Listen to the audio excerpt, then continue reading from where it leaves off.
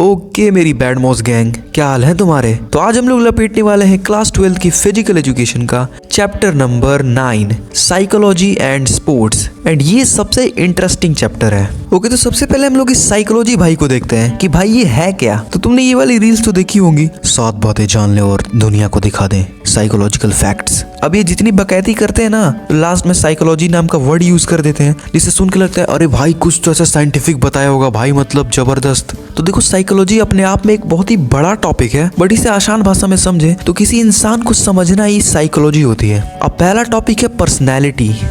तो पर्सनैलिटी मतलब होता है फर्स्ट इंप्रेशन, मतलब यही वो चीजें जिसे देख के बोलती है लड़कियां वाओ वेरी हैंडसम बॉय। ये मीम तो तुमने देखा ही होगा। अब पर्सनैलिटी होता क्या है, इसे डिफाइन कैसे करते हैं। तो किसी इंसान का बिहेवियर कैसा है, उसका एटीट्यूड कैसा है, उसका इंटरेस्ट किन किन चीजों में, उसकी कैपेबिलिटीज क्या है, वो क्या कर सकता है, वो क्या नहीं कर सकता, ये सब उसकी पर्सनैलिटी को डिफाइन करती है। ये सब पर्सनैलिटी के अंदर ही आता है। तो देखो पर्सनैलिटी के 4 डायमेंशंस होते हैं जिनको देख के तुम बता सकते हो कि किसी इंसान की पर्सनैलिटी कैसी है। पहला होता है फिजिकल, दूसरा होता है मेंटल, तीसरा होता है सोशल एंड चौथा होता है इमोशनल। अब फिजिकल यार तुम्हें समझाने की जरूरत नहीं है। फिजिकल हमारा जो फिजिकल अपीयरेंस होता है, जैसे कोई फिजिकली अट्रैक्टिव है यानी कि कोई खूबसूरत है, तो तुम बिना उसकी पर्सनैलिटी, बिना उसके माइंडसेट को जाने तुम ऐसा मान लेते हो कि ये इंसान अच्छा होगा, और फिर वो बाद में तुम्हारा लंबा वाला काट के चला जाता है, या फिर मैं कहूँ चली जाती है। उसके बाद होता है मेंटल डायमेंशन, यानी कि किसी इंसान की थिंकिंग कैसी है, उसका माइंडसेट क्या है, मतलब वो किस तरीके का सोच रखता है भाई। एंड ये जो डायमेंशन है ना भाई, लोग इसी को बोलते हैं कि ये लोगों का असली पर्सनैलिटी होता है, यानी किसी की सोच ही उनकी ट्रू पर्सनैलिटी को डिफाइन करता है। हम अपनी सोच से ही तो बनते हैं, वैसे तो सब इंसान ही है, लेकिन जब सोच अलग होती है तो वो इंसान भी अलग हो जाता है। ओके तो अब सोशल डायमेंशन, यानी कि तुम कितने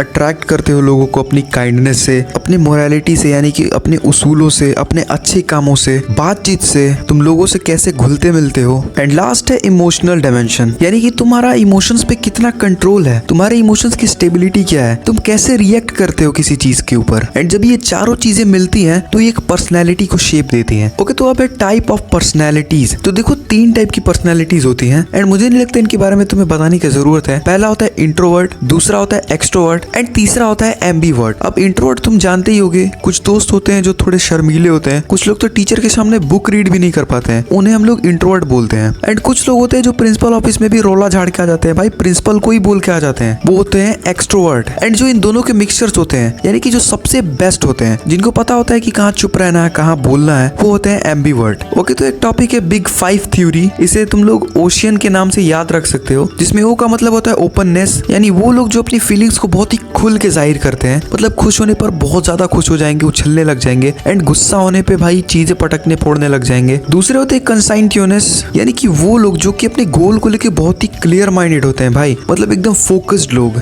मतलब सिर्फ अपने काम से काम रख रहे हैं। उसके बाद ई से होता है एक्स्ट्रावर्जन, मतलब एक हाथ में इधर दोस्त, एक हाथ में इधर दोस्त, एकदम भाईचारा ऑन टॉप, जो नहीं 4-5 बंदे गैंग में घूमते हैं, ये वैसे लोग होते हैं भाई, बैड मॉस वाली कैटेगरी है ये। उसके बाद ए से होता है एग्रीबलनेस, ये लोग थोड़े चूहिए टाइप के इंसान होते हैं, मतलब इनको कोई भी बना के चला जाता है भाई, काट के चला जाता है। ये लोग किसी को मना ही नहीं कर पाते हैं, किसी ने काम बोल दे भाई यार कर दे यार, ये लोग भले ही 4 काम रखा हुआ है बट कहेंगे कि ठीक है भाई। अब माना भाई ने बोला करने का तो करने का, लेकिन कोई भी कुछ भी कहेगा और मान लोगे तो फिर यार ये तो चूहिए हुए ना तुम, चूहिया बोला मैंने, गाली नहीं दी। एंड एन से होता है नर्वोटिज्म, यानी कि एकदम वो सैड लॉन्डे नहीं होते हैं जो सैड स्टेटस लगाएंगे, इनको लगता है कि हम लोग सैड रहेंगे तो लक्ष्य भाई वाला याद है कि नहीं मीम, तुम लोगों ने तो देखा ही होगा। ओके तो अब है नेक्स्ट टॉपिक मोटिवेशन, जिसने आधे यूट्यूब को गंदा कर रखा है भाई। अरे वही वाली रील जो तुम देख रहे हो तो और अचानक से आता है क्या कर रहा है, उठ जा, दौड़ जा, बहाने मत बना। अरे भाई तो ये जो मोटिवेशन है ना, ये वर्ड आया है मोटिव से, यानी मोटिव मतलब तुम्हारे नीड, तुम्हारे डिजायर, तुम्हारे वांट्स। मोटिवेशन एक तरीके से तुमको पुश करता है उस स्पेसिफिक टाइम पे जब तुम्हें कुछ करने का मन नहीं कर रहा होता है। तो 2 टाइप के मोटिवेशन होते हैं भाई, ये तो मुझे पता ही नहीं था। पहला होता है इंट्रिंसिक मोटिवेशन, दूसरा होता है एक्सट्रिंसिक मोटिवेशन। तो जो इंट्रिंसिक मोटिवेशन होता है, इसे तुम सेल्फ मोटिवेशन बोल सकते हो। जैसे कि तुम्हें दोस्त चिढ़ा रहे हो और तुम अंदर ही अंदर बोलो कि हंस ले बेटा हंस ले, वो तो तेरे को रिजल्ट के दिन ही पता चलेगा कि जब एक बैड मॉस पढ़ने पे आता है ना, तो कैसे एक टॉपर को एक रात पढ़ के उसकी औकात दिखा देता है। दूसरा होता है एक्सट्रिंसिक मोटिवेशन, ये जैसे दोस्त भाई लोग नहीं देते, इसीलिए मैं बोल रहा था भाई गेम में पैसे मत लगा, गई ना आईडी भाई, चल ठीक है कोई नहीं भाई, ऐसी आईडी बहुत आ जाएंगी, तू मेहनत कर। तो जो बाहर से हम लोगों को मोटिवेशन मिलता है वो ये वाला मोटिवेशन होता है।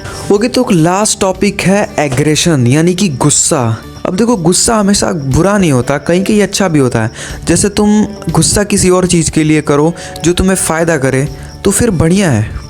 जैसे तुम्हारे दोस्त ने बोल दिया यार ये तो सुक्खा सा है भाई, ये इसके हाथ में जानी नहीं है, क्या पंजा लड़ेगा। एंड गर्मी की छुट्टी में तुमने भाई गुस्से में आके बना ली बॉडी एंड जाके छुट्टी के बाद पटक दिया अपने दोस्त को और जमा दिया रोला, तो यहाँ पे तुम्हारा गुस्सा बढ़िया है। तो गुस्से भी कई टाइप के होते हैं भाई। पहला होता है हॉस्टाइल एग्रेशन, जहाँ पे गुस्से में तुम किसी को फिजिकली हार्म कर देते हो भाई, यानी कि चोट पहुंचाते हो। नेक्स्ट है इंस्ट्रूमेंटल एग्रेशन, यानी कि वही वाला एग्रेशन है कि चलो यार बेइज्जती होगी मेरी तो अब 1 महीने बाद तो मिल भाई, मैं तेरे को पंजे में बताता हूँ। ओके बैड मोस्ट गैंग, तो वीडियो हो चुकी है खत्म एंड बहुत ज्यादा कुछ था नहीं इस चैप्टर में, बट काफी मजेदार चैप्टर था। तो तुमने यहाँ तक देखा है तो एंड जरूर कमेंट कर देना। एंड भाई अगर अभी तक सब्सक्राइब नहीं किया ना यार तो क्या कर रहे हो यार, थोड़ी बैड मौसी सब्सक्राइब बटन पे भी दिखाओ। एंड इसके भी मास्टर नोट्स तुम्हें डिस्क्रिप्शन में मिल जाएंगे। तो मैं मिलता हूँ तुमसे चैप्टर 10 में, तब तक के लिए बाय बाय।